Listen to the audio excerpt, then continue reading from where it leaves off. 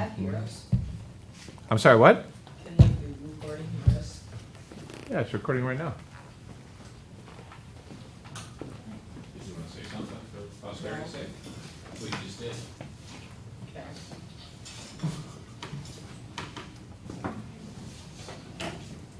All right, get out your iPads.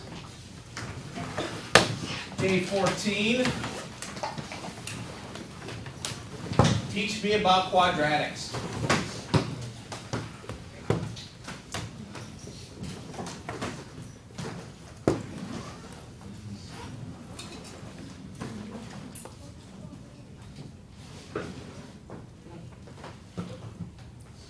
Sophia, what do you got? How do you solve quadratic?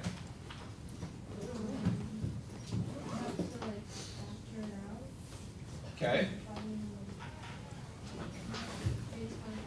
All right, wait, we should take some notes. Grace, could you help me out? Grab a pen. You're going to be our administrative assistant, I believe is the correct term. Okay. All right, so Sophia's going to tell us what we need to do, and we're going to write it down so we have it saved. All right, what do you got? You would solve it like an expression, but except it's like equal, it's an equation, like it is equal to 0. Good. Step number 1. Set it equal to 0.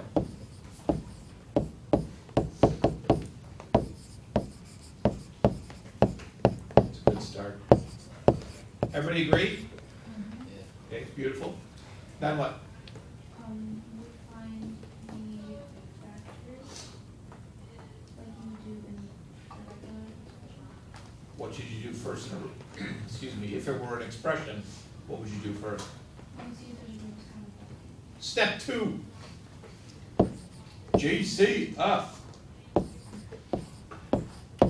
Step 3. What's next? you would, for like the C variable, you would find numbers that would add up to like equal the x. And what's the encompassing term for what you're talking about? What are you doing now? You get one now. Yeah. Step 3, factor.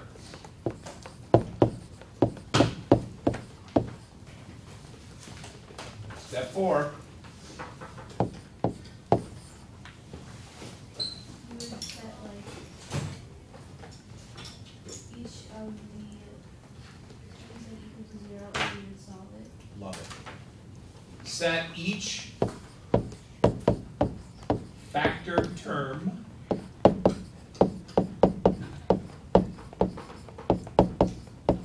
equal to 0.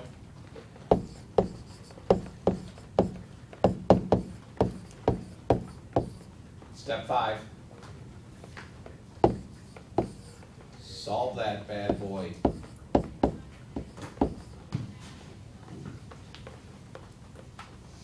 Anybody have a counterpoint? So you all agree. Beautiful. Thank you, Grace. Thank you, Sophia. Good job. Let's give it up for them.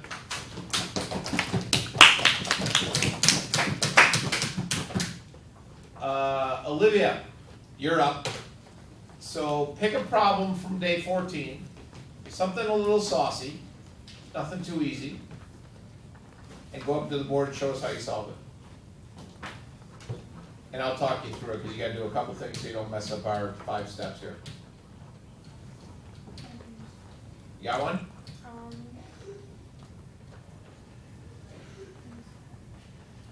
Yeah.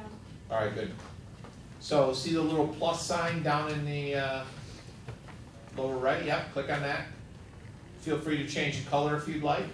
If you're driving. Okay. And then solve that problem.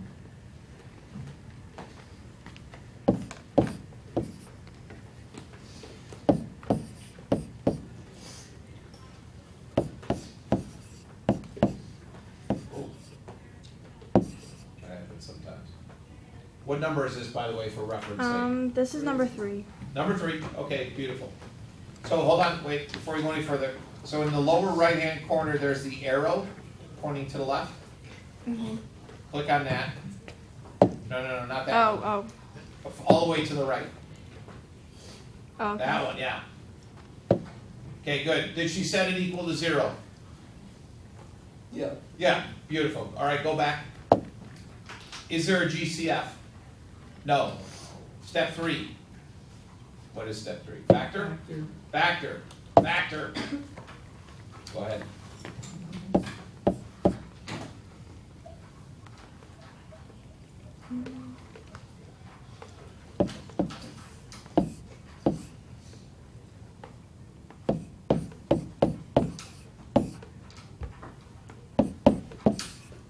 Nice. Notice she kept it as an equation, didn't just drop that equal sign. Okay, it's factored. Step 4, set each of those factored terms equal to 0. Now initially, some of you may not need this. Keep going. I'm just going to talk while you're working. Initially, some of you might not need this extra step in there, but as the problems get more complicated, you might. And then solve.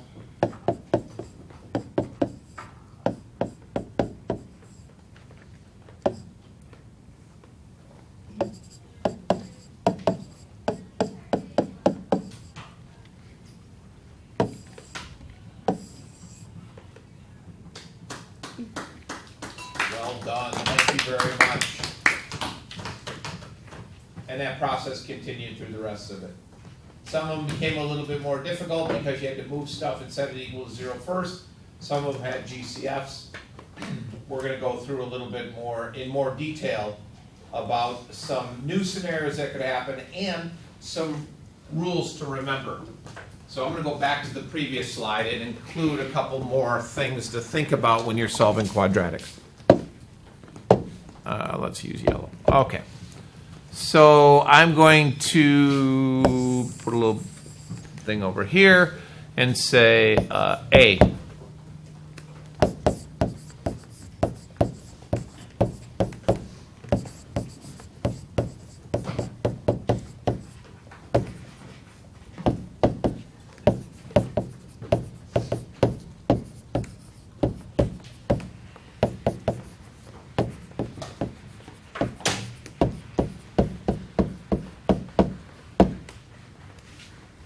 The degree of the equation must always equal the number of solutions.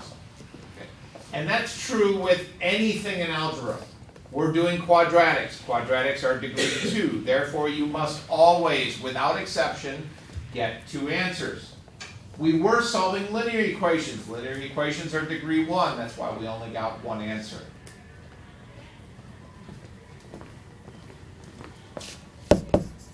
B. And I think we talked about this one already.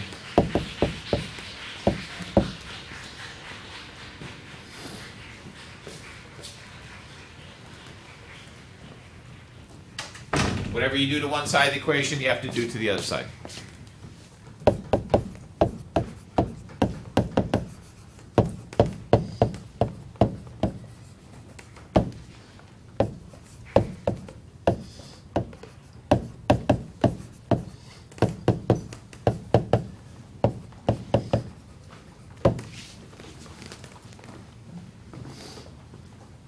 So you're going to start solving some problems and you're going to recognize it as being a quadratic.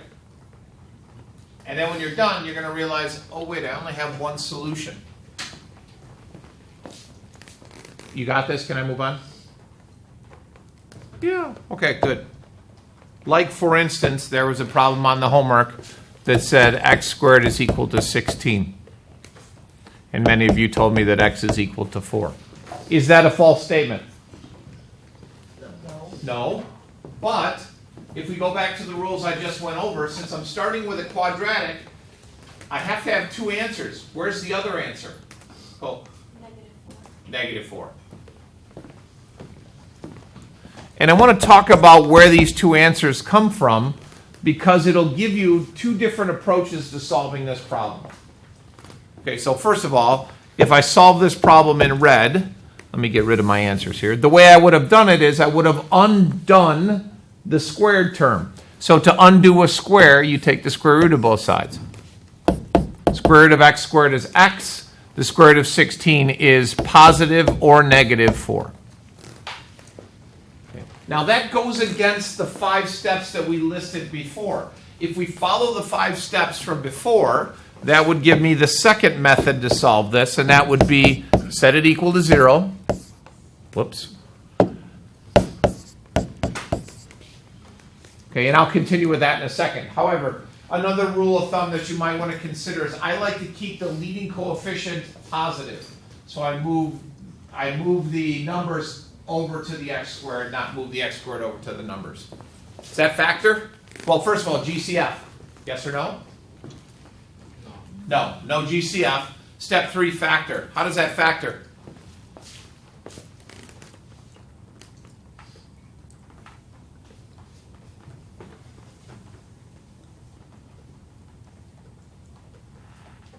Anybody? Natalie, how's that factor? X minus 4, x plus 4. Difference of perfect squares. Set them each equal to 0.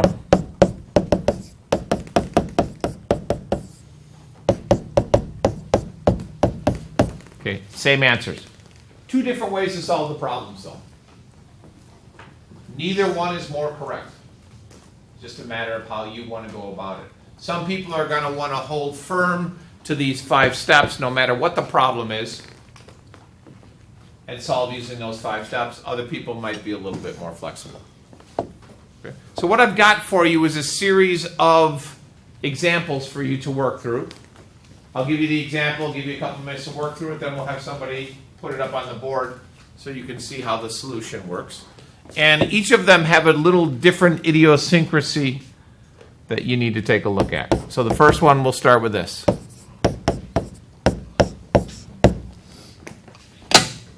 Okay, solve that. First of all, how many answers should you get? 2. 2, because it's a quadratic. What else do you notice about this equation?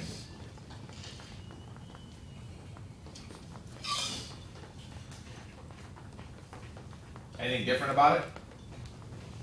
It's not set to 0, it's set to 4. Okay, good. What else?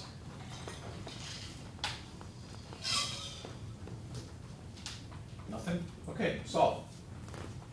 Let's see what happens.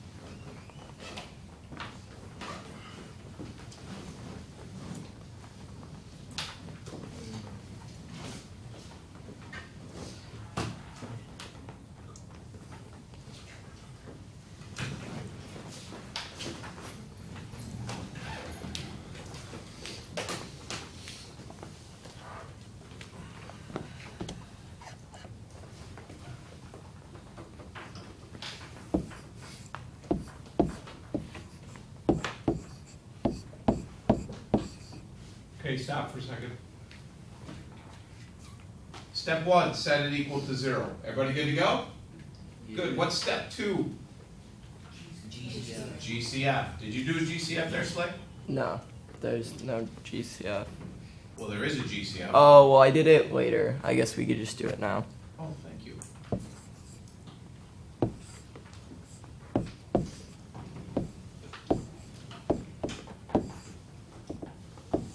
Okay, good. Stop for a second. Now notice he's keeping it in equation, which is good, setting it equal to 0. And many of you got to this point. Then you locked up.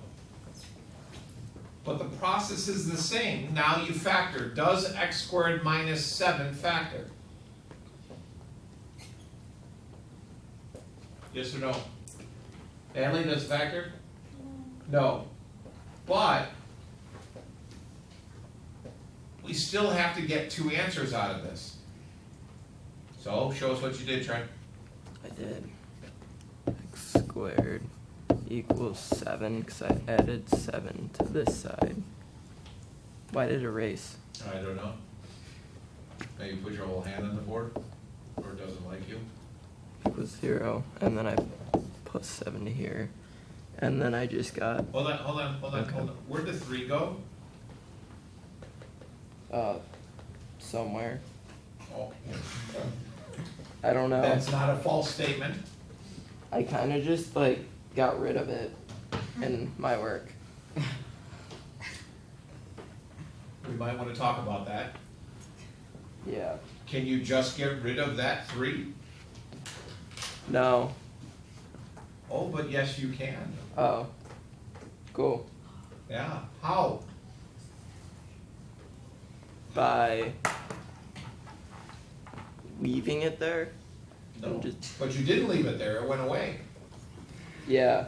How'd you make it go away? Are you talking or is he talking? What are you talking about? So? Yeah, divide both sides by 3. What's 0 divided by 3? 0. 0 goes away. That idea is going to come up again in a later problem that will change. Okay, go ahead and finish.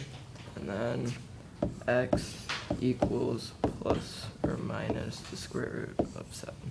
Well done. Okay, golf clap, please. Okay, so when he moves the 7 to the other side, you're used to a problem that says x squared is equal to something nice like 16 or 9 or 36, perfect squares. Doesn't have to be a perfect square. And the plus or minus we've talked about already. 2 numbers that multiply together to give you 7 would be the square root of 7 and negative square root of 7. Okay. That's a little weird one because there's no b term involved. So he solved that, or this one was solved a little bit differently. Any questions for him before we move on to the next example? No? Okay, let's take that idea and extend it into this next example. This next example, there's a number of different ways to solve it. I'm just going to give you the problem and let you take a stab at it, and then we'll talk about all the different methods to solve it.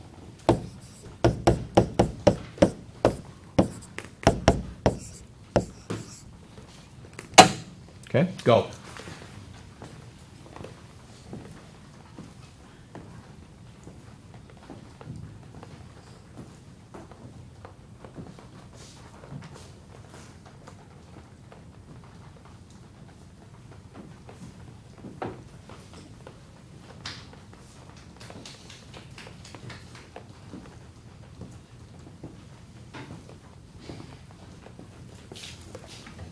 By the way, just before you get too deep into this, when you square a binomial, you get a trinomial, not a binomial as the answer. This is not 25x squared plus 1. Just trying to give you a helpful hint.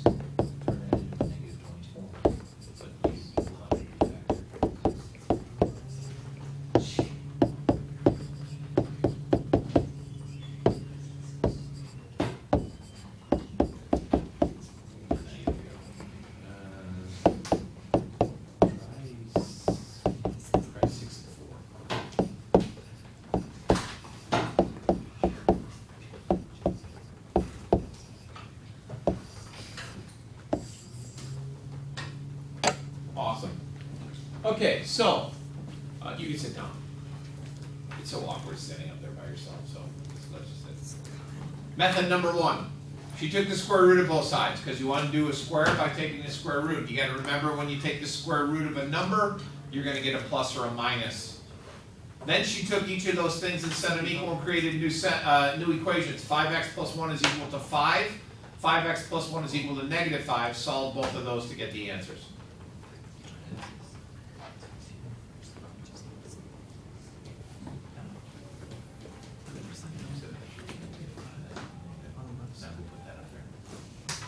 You can stop.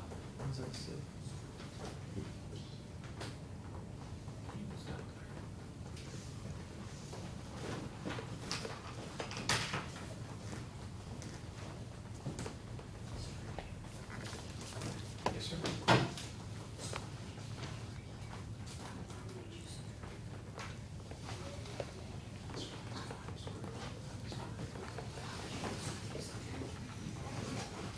You get 1 plus or minus 5. You generate 2 equations.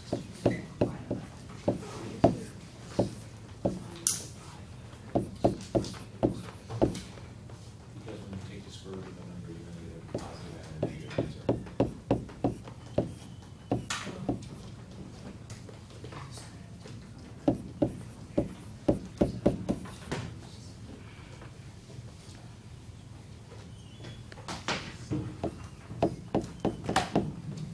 Okay, so this is a different approach. She chose to multiply out the whole thing, which is fine, especially if you're good at FOIL. If you're not good at FOIL, I would stay away from this approach. But equals 0. Don't lose that equals 0. Good. You might want to start moving to the left a little bit. It acts weird when you get to the end. There you go. Okay, and she wrote 5x plus 1 squared as 5x plus 1 times 5x plus 1, so she can track her terms as she FOILs that out. Good. You can stop there. Oh, actually, no. That's right. Do the next line.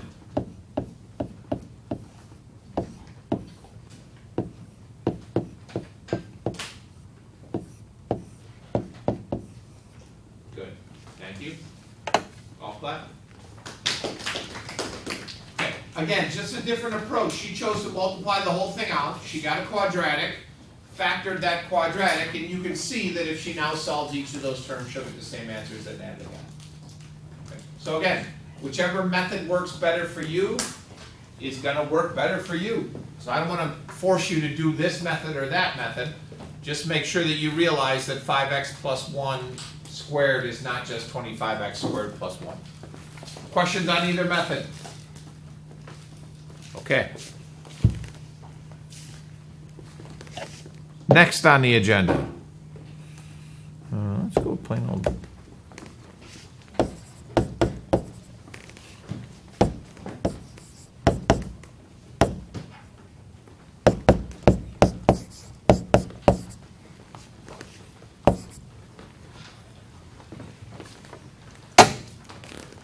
Okay, solve that. How many answers will you get? 3. 3.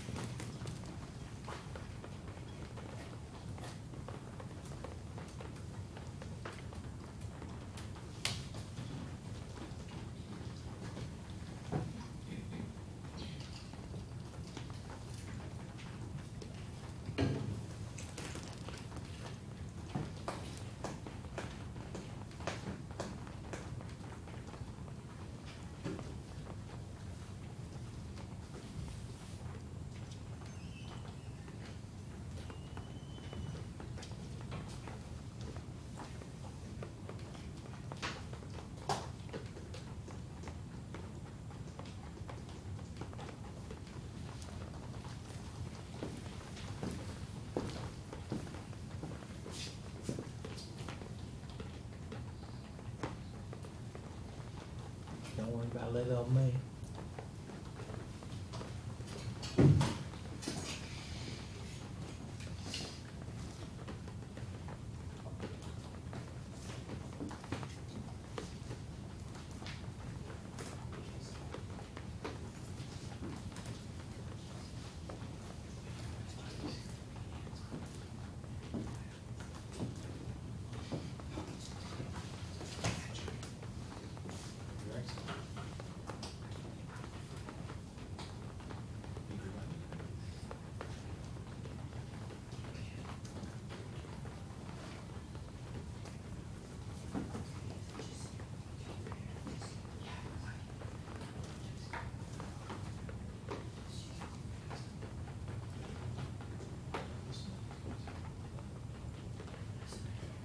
You're opening something. You just can't make this. That's where you have to answer question. That's fine, yeah, so it should be 17. That's one of your terms.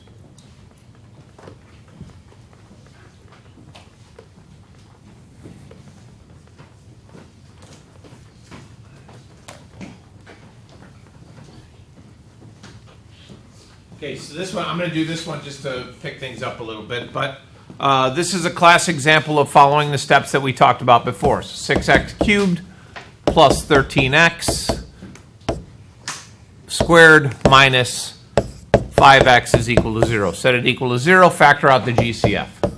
6x squared plus 13x minus 5 equals 0.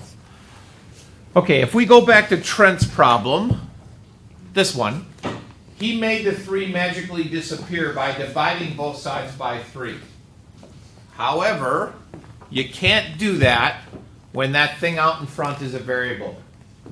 Another rule of algebra is you never ever divide by a variable unless you're 100% sure that it can't equal 0. Because if it can equal 0, then you're going to get something that invalidates that whole problem. Okay. That's where our third answer comes from here. How does this factor?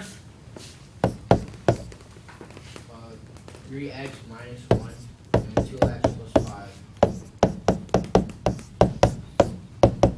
Okay, so 3 things multiply together to give me 0. Then x equals 0, 3x minus 1 equals 0, and 2x plus 5 equals 0. So there's one answer. Here's the other answer. And then negative 5 divided by x equals negative 5 halves. How'd I do? Okay, good. So notice, if I was to divide by x, the x would disappear, but I would lose that other answer of x equals 0. So again, you can divide by numbers all you want. Never divide by a variable. Questions? Last example.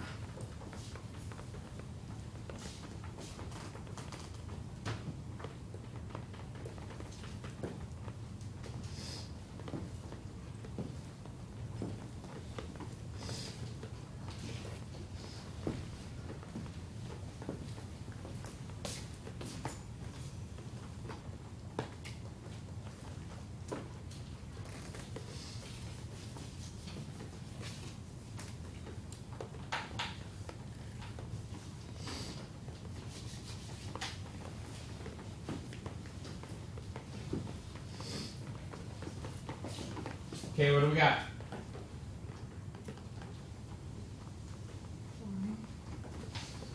Prime? Anybody else prime? Did anybody factor it? Trying to. Not meeting with success? It is prime. Which is fine, except that creates a problem.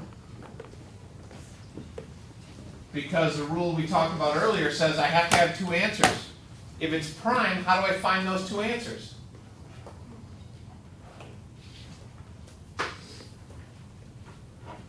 Ideas?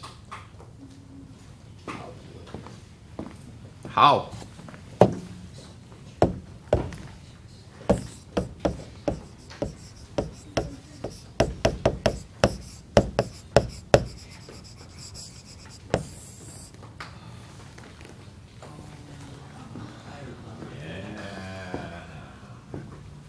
Now, the quadratic formula is nice because it will solve any quadratic whatsoever. However, it takes a long time. It's tedious to work with. Anybody remember it? Negative b plus or minus Wait, x is equal to negative b plus or minus. the square root of b squared minus 4ac all over 2a. Are you singing a song in your head right now? Yeah. Beautiful. In my example, how big is A? 3. 3. What's B? 10, negative 10. Negative 10. And what's C? 5. Okay. So before we do this example, let me talk a little bit about this b squared minus 4ac thing. Do you remember what that b squared minus 4ac thing is called? No. The radicand? No. I mean, it is a radicand, but it's called the discriminant. And it's extremely important for 3 reasons. If b squared minus 4ac is greater than 0, in other words, it's positive, you will get 2 real solutions. That's a symbol for real numbers. Okay. Which is exactly what you would expect to happen. All of these problems we've done so far fit into that category. 2 real solutions. Occasionally, however, these other 2 cases show up. If b squared minus 4ac is equal to 0, you get 1 real solution times 2, meaning you'll get the same answer twice, but still 2 solutions. And then the third one is no concern of ours because we don't talk about it in this class, but if b squared minus 4ac is less than 0, we get 2 imaginary solutions.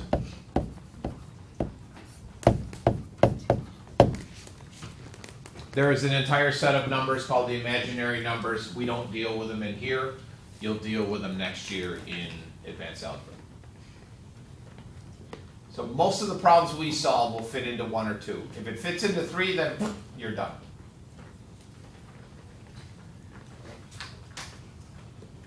Okay, so the quadratic formula is tedious, not in its application, but in its simplifying. So setting the problem up is pretty straightforward.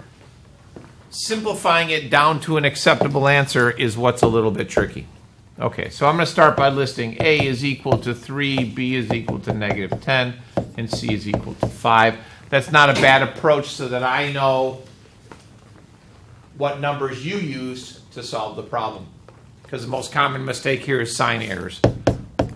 So 10 plus or minus the square root of 100 minus 4 times 3 times 5 all over, excuse me, 6. Okay, so I think I've successfully plugged and chugged.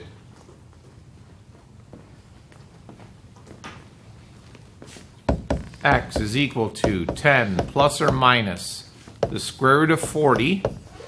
4 times 3 times 5 is 60. From 100 is 40, all over 6. Now, you might want to cancel that 10 and 6, but don't do that because there's a plus or minus in there. Next on the agenda, I have to simplify the radical. What goes into the square root of 40 that's a perfect square? 10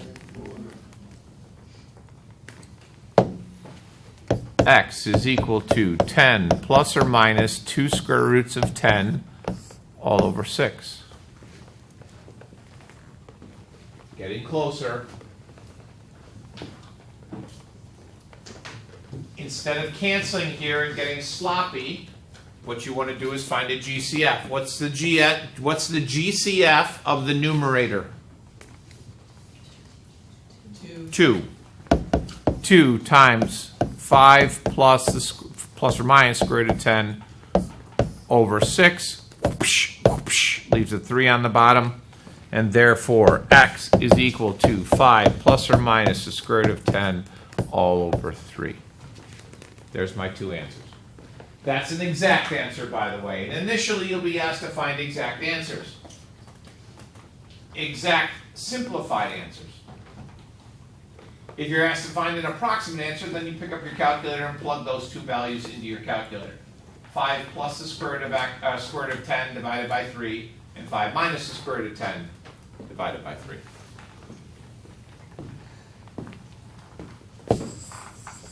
Now, in probably a week or two, we're going to be doing some coding with the calculators. And we'll be programming the quadratic formula into your calculators to make your life a lot easier. But until then, you've got to be able to do that by hand. Could you use the quadratic formula on all the other examples? Absolutely. But it's a pain. If you understand how to factor, if you can break it down quicker and more simpler, simpler,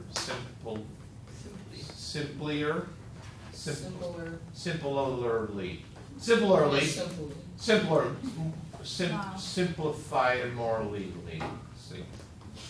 If you can make it easier, then make it easier instead of plugging and chugging into the quadratic formula. And some of you aren't going to listen to me.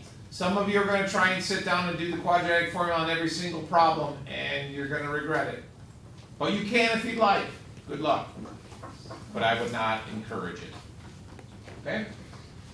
Questions? I think we've covered just about every type of quadratic to solve, so you should be good to go on day 15, which is already unlocked.